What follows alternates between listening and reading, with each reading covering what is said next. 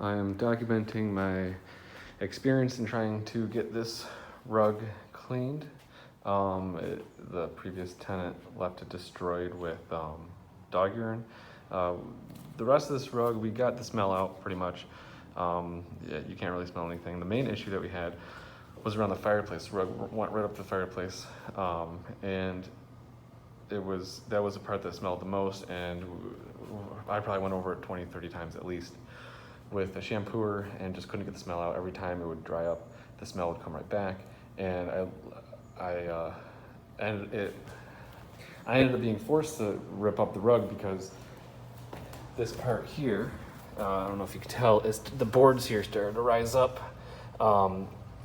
and it was showing underneath the rug, and it created a big bump, and because of all the moisture from trying to clean it and everything, and it wasn't really drying up all the way underneath the there was the rug and then the padding layer, and underneath that it was just hardwood floor, and it was staying wet and ended up causing it to buckle because it wasn't drying.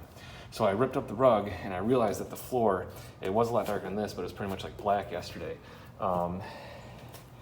Those parts just reek like pee all through here and right into this area. So I had to rip up all the rug back, and I just decided to cut it because there's no way I could have gotten the pee smell out and been able to put that rug back.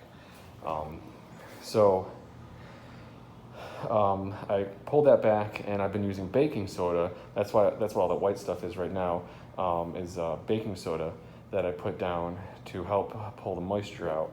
My plan is next to see if it still smells like pee, and if it does, I've got some enzymatic solution I'm going to use, put on there, let it sit for a little bit, and then dab it off and let it dry overnight and see if that gets rid of the smell. But that is an update.